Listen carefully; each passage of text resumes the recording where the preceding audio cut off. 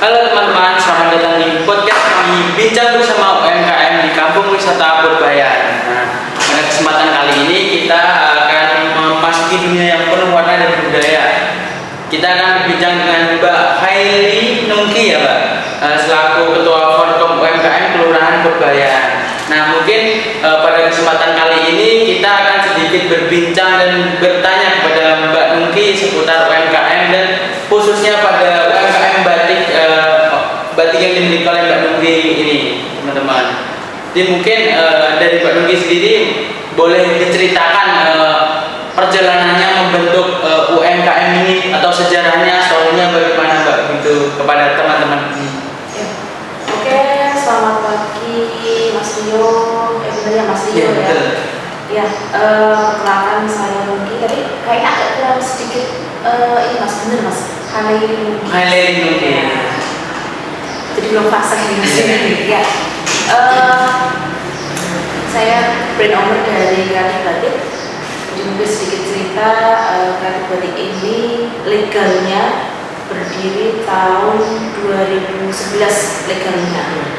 Ya, tapi kita sudah mulai produksi itu 2010 ketika akhir semester saya S1. Jadi akhir semester S1 itu saya sudah berpikiran pengen produksi batik. Nah, 2010 itu kita mulai produksi batik. Kemudian 2011 itu 1 bulan kita mulai bisa dapat 2 biji lah. 1 bulan itu 2 biji, 1 sampai 2 biji. Nah, tapi dari 2011 itu saya punya harapan, saya punya doa bahwa suatu saat usaha ini akan berkembang. Ya. Itu berarti sendiri ya Mbak? Iya, sendiri. Nah, sendiri 2011 itu saya berpikir ini usaha akan berkembang, jadi saya harus benar-benar menekunin usaha ini. Nah, akhirnya dari situ saya coba melegalkan usaha saya. Padahal waktu itu sebulan itu paling hanya 2 sampai 3, 1, 2, 3 biji lah 1 bulan itu. Tapi saya coba untuk melegalkan itu di November 2011 saya legalkan, termasuk akta notaris. Nah, itu kita sudah punya di 2011 itu Mas. Mulai jualannya itu baru 2012. Jualan? Oh, berarti jualan. dicoba dulu ya? Iya, jadi kita ngumpulin stok. Nah, kita ngumpulin stok. Terus 2012 baru saya berani untuk mencoba kita jual gitu. Karena kan kalau jualan itu kan orang pasti akan melihat stok yang lain, kemudian jenis-jenis yang lain. Nah, itu kita mencoba untuk kita bayangin dulu stoknya. Jadi ketika orang sudah lihat itu worth it gitu ya, oh stoknya banyak, jadi nggak hanya 1-2 biji tapi ada 2012. Itu berarti dijual di toko atau mungkin dari teman ke teman kita mulai jualan ya. Kita pasti susah. Betul. Jualan dulu online karena basic saya sebelum produksi batik itu saya reseller juga, reseller beberapa produk, reseller batik juga dulu. Itu kita mulai dari jualan online itu di 2008 itu saya sudah jual online. Jadi kalau sekarang ngomongin go digital, nah itu sebetulnya kami sudah go digital 2008. Kalau untuk UMKM di Purbayan sendiri, menurut Mbak itu seperti apa? Mungkin bisa memberikan sedikit sejarah atau mungkin story-nya pas awal mula Bapak Alas nih ceritanya untuk memperjuangkan UMKM di wilayah Purbayan ini. Ya, jadi saya lahir besar sampai sekarang kan masih cinta dan ada di Kelurahan Purbayan. Jadi kita masih ada di wilayah Purbayan. Kemudian saya melihat potensi UMKM yang ada di Purbayan ini sangat besar ya saya. Jadi semua produk itu, semua apa aja itu, bahkan kreativitas apapun yang ada di teman-teman UMKM Purbayan ini sangat beragam. Nah, kalau boleh tahu mungkin Purbayan itu bisa menjadi miniatur kayak miniatur wilayah-wilayah lainnya yang semua produk itu ada di Purbayan gitu kan. Semua produk itu ada di Purbayan. Terus mungkin cerita tadi kenapa mungkin di wilayah Purbayan ini ada Forkom UMKM gitu ya Mas ya. Jadi Forkom UMKM atau Forum Komunikasi UMKM itu sebetulnya hanya ada di wilayah kecamatan masing-masing. Kecamatan atau sekarang biasanya kementerian gitu ya, tapi kita lebih lumrah atau lebih wajarnya bilang kecamatan. di kota Jogja itu ada 14 kecamatan mas, termasuk kecamatan Kota Gede. Nah itu di masing-masing kecamatan kelompok UMKM itu ada namanya Forum UMKM, Forum Komunikasi UMKM. Nah di situ saya melihat ketika di skup-skup yang kecil itu kita bentuk komunitas itu akan sangat lebih baik gitu daripada yang komunitas langsung di wilayah yang besar. Jadi kita dari kecil-kecil itu kita bentuk komunitas. Nah akhirnya 3 tahun yang lalu, sekitar 3-4 tahun yang lalu, saya coba mengajukan ke kelurahan. Gimana kalau kelurahan Purbayan ini kita bentuk komunitas forum UMKM. Gitu. Nah, alhamdulillah disambut baik pihak kelurahan dan kita bentuk. Saya bersama teman sebenarnya kita berdua masih membentuk forum UMKM di wilayah Purbayan itu saya berdua dengan teman. Nah, akhirnya dibentuk dan langsung dilegalkan oleh kelurahan. Nah, betul. Nah, langsung legal. Jadi kalau di kota Jogja itu kelurahan-kelurahan yang punya forum UMKM itu bisa dihitung mas. Jadi paling nggak lebih dari 5 kelurahan yang ada di kota Jogja itu punya legal forum UMKM. Ya, jadi forum UMKM sudah legal. Jadi bukan hanya sekedar komunitas per RW atau per RT, tapi kita komunitas per kelurahan UMKM itu sudah legal. Mungkin balik lagi Mbak ke usaha batiknya. Itu tuh kesulitan atau tantangannya apa sih Mbak mempertahankan usaha batik dari 2014 ya Mbak? 2012 ya sampai sekarang itu kesulitan atau mungkin tantangannya apa Mbak? Kalau kesulitan tantangan banyak sih ya mas ya, mungkin banyak ya. Jadi bukan mungkin lagi, pasti banyak kalau UMKM ini. Jadi kesulitannya mungkin yang paling hal yang paling wajar lah kompetitor lah, semakin banyak kompetitor. Kemudian edukasi masyarakatnya juga. Ya, kita harus terus-terusan edukasi masyarakat gitu loh, bahwa batik yang asli itu seperti ini, mungkin yang pakai malam panas. Nah ini kan kita juga harus terus edukasi. Itu menjadi salah satu tantangan kita juga, bahwa kita tidak boleh lelah untuk mengedukasi ke masyarakat bahwa batik yang asli itu seperti ini. Kemudian tantangan juga di sisi SDM. Jadi kalau SDM itu kalau batik ngomongin sustainable itu tidak hanya sekedar orang pakai batik asli, dia berarti sudah membantu menjaga warisan budaya gitu ya. Padahal nggak juga, nggak hanya itu, mungkin hanya seberapa persennya aja, tapi yang lebih penting juga adalah regenerasi si batiknya ini, bahwa anak-anak muda ini juga harus coba deh nanti belajar produksi. Atau kalau nggak belajar produksi, kalau generasi Z itu mungkin agak susah ya mas untuk produksi ya. Jadi kalau paling gampangnya dagang lah gitu. Dagang kamu ambil dari produsen batik yang mana batik asli gitu.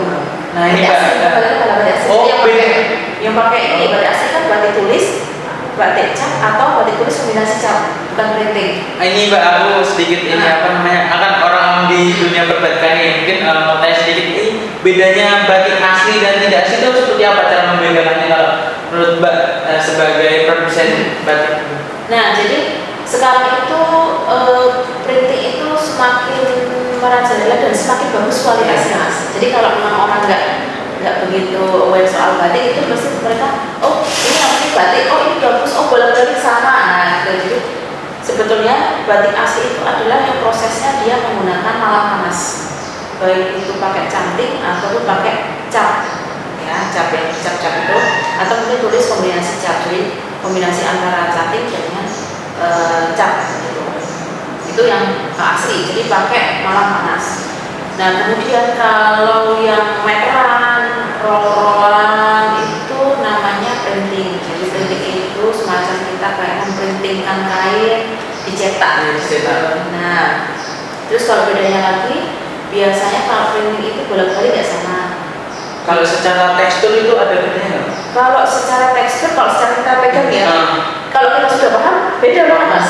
Nah kita pegang aja udah, ini printing ini gitu. Kadang-kadang kalau orang dulu itu malah dicium, ini bau malam atau enggak? Ya, khas yang malam atau enggak? Cuma kan kalau sekarang kan mau cium-cium itu kan agak gimana gitu kan?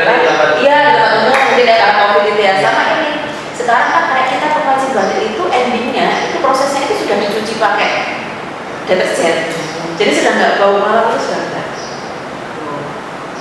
Terus Terus kalau untuk mbaknya nih motivasinya itu seperti apa sih dari awal pembentukan Forkom ini sampai sekarang masih bertahan? Terus mungkin motivasi diri sendiri biar nanti teman-teman juga bisa melakukan seperti itu atau menjadikan mbak sebagai contoh biar bisa nanti mungkin teman-teman di rumah di desanya bisa menjadi pelopor untuk memajukan UMKM di desanya. Kalau motivasi dari diri itu memang saya senang berkomunikasi. Jadi saya senang berorganisasi, kemudian saya senang ketemu dengan orang, saya ketemu dengan teman baru, itu saya senang. Dan saya anggap bahwa silaturahmi itu memperpanjang rezeki. Jadi tidak hanya rezeki dalam bentuk uang, tetapi juga kesehatan atau mungkin keberuntungan lain yang akan kita dapatkan, itu kan juga termasuk juga dengan rezeki. Nah, terus kalau anggota mas, anggota kita itu sudah lebih dari 100, dan itu belum semuanya sebetulnya. UMKM yang ada di Kelurahan Purbayan itu belum semuanya. Dan apa aja itu UMKM-nya, sektornya itu kita ada perak, karena di Kelurahan Purbayan kita identik dengan perak ya, craft ya. Jadi kita gaungnya atau simbolnya itu kan perak, kerajinan perak itu ada di Purbayan. Kemudian kerajinan logam, tembaga dan lain-lain. Kemudian makanan, nah itu makanan juga paling banyak mas, bisa sampai 50% ada di tradisional sampai tidak tradisional mas. Sampai yang modern Iya, tradisional sampai yang tidak tradisional gitu kan, semuanya ada. Kemudian sampai ke fashion kayak saya itu juga ada, jadi misalnya kayak saya batik, kemudian ada juga fashion yang di tas, kemudian fashion yang di daster dan lain-lain itu ada, karena di wilayah Purbayan itu juga sebagai sentranya konveksi. Kemudian ada jasa juga mas, jasa jadi jasa itu ini jasa laundry, jasa pijat, kemudian jasa itu pokoknya banyak, jadi kan mau beragam mas. Jadi motivasi saya silaturahmi, kemudian saya juga ingin mengembangkan apa yang ada di wilayah Purbayan ini bisa menjadi salah satu pengantar rezeki juga untuk teman-teman UMKM. Mbak Nuki mungkin tadi kan sudah bertanya tentang kesulitan atau mungkin tantangan di dunia perbatikan ya. Ini ke UMKM-nya nih, tantangan terbesar dalam mempertahankan UMKM itu apa dari Mbak Nuki yang selama ini rasakan? Ini pertanyaan paling bagus mas. Ini pertanyaan paling bagus. Jadi tantangannya di satu komunitas itu pasti berat banget ya. Kita menggerakkan diri kita aja sendiri itu kan berat, apalagi gerakin orang lain. Kalau tidak dibumbui dengan ini ya. Kalau saya niat gitu kan, mungkin saya niat. Misalnya kayak sebagai foundernya atau mungkin sebagai penggeraknya kita niat ya. Cuma kalau kita ngajak orang lain gitu ya, kalau tidak ada ini yang memang mereka mau untuk gerak, itu juga susah mas. Ya susah mas. Jadi misal gini, katakanlah aja ada kelas atau ada pelatihan gitu ya. Pelatihan itu sudah gratis mas, mereka dapat ilmu gitu ya. Tapi masih banyak orang yang tidak aware dengan itu. Kadang-kadang ini, saya udah kayak gini aja kerja, saya kayak gini aja kerja, saya kayak gini aja udah bisa nyekolahin anak gitu ya. Nah itu kita harus ada tips khusus untuk ini loh, kita kasih bumbu-bumbu apa sih supaya teman-teman itu mau. Contohnya mbak? Contohnya, nah misalnya nih kalau di komunitas itu kan kita kan membangun jaringan juga ya mas. Jadi saya mungkin sebagai ketua, sebagai founder atau mungkin sebagai penggerak di bidang UMKM itu kan saya pribadi kan tidak hanya sekedar menggerakkan ayo pada datang, tapi enggak. Kita punya trik bahwa kita punya jaringan nih dengan instansi A atau mungkin instansi B atau mungkin jaringan dengan dinas gitu ya mas ya. Paling gampang kan kalau UMKM kan berhubungan dengan instansi dinas gitu ya. Jaringan dengan dinas. Kita mungkin kasih ini simple gini.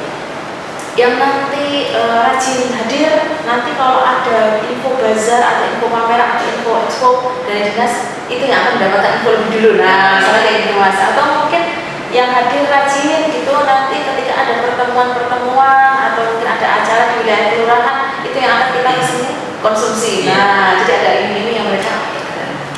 Kalau untuk Forkom sendiri mbak, mungkin dalam 1 bulan atau 1 minggu itu pertemuannya itu seperti apa? Mungkin nanti 1 bulan sekali mengadakan pertemuan atau gimana? Ya, Jadi memang kalau untuk pertemuan memang kita belum rutin mas, tapi kalau di grup kita kan ada grup WA yang khusus untuk pertemuan UMKM itu di situ aktif, mereka boleh terus jual beli, bahkan saya juga selalu memberikan info-info berkaitan dengan UMKM itu selalu kita berikan. Kalau untuk pertemuan memang kedepannya kita pengen merutinkan itu untuk 1 bulan sekali, tapi ya ini juga siapa gitu. Mungkin nanti betul sama lihat teman-teman kesibukan teman-teman juga. Ini yang terakhir Mbak, saran dari Mbak Nuki bagi generasi muda yang ingin terjun ikut serta ambil dalam dunia UMKM ini atau menjadi wirausaha gitu di lingkungan sekitar ataupun nanti yang di luar sana itu seperti apa Mbak? Ya,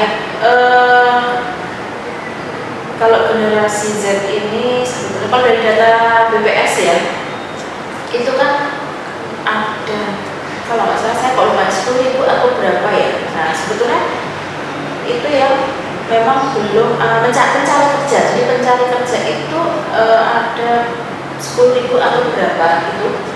Nah itu sebetulnya bisa diatasi kalau anak-anak muda ini mau menjadi seorang wirausaha. Karena mereka jadi wirausaha, untuk yang terdampak menjadi pegawainya itu atau mungkin menjadi mitra itu ada 4 atau 5, dibagi aja itu anak muda ada berapa, setiap anak muda punya tenaga berapa, SDM berapa, itu sebetulnya sudah bisa lumayan mengurangi angka pengangguran. Nah kalau sekarang itu ngomongin generasi Z, kalau misalnya ya, mau saya terus produksi itu memang mungkin agak kesulitan mas. Nah, jadi kita mulai nanti jangan produksi tapi dagang kemudian berbisnis. Ketika dagang itu hanya untuk diri sendiri, tapi ketika sudah berbisnis berarti dia sudah memakai sistem. Nah, kalau sudah memakai sistem otomatis mereka akan membutuhkan hasil. Nah itu yang memang harus dikerjakan anak-anak muda. Jadi tidak hanya mungkin bukan produksi, tapi dagang. Nah, jualan ya, pertama dagang dulu, jualan dulu. Setelah dagang itu baru mulai bisnis. Jadi beda ya, dagang dan bisnis itu. Kita bisa memulai usaha itu dari dagang terlebih dahulu dan mencoba membuat lalu dijual mungkin ke teman-teman dan kerabat dekat kita. Itu teman-teman. Mungkin itu saja Mbak Nuki, terima kasih banyak informasi dan ilmunya. Sekian teman-teman, mungkin kita kembali lagi di kesempatan berikutnya. Wassalamualaikum warahmatullahi wabarakatuh. Terima kasih Mbak.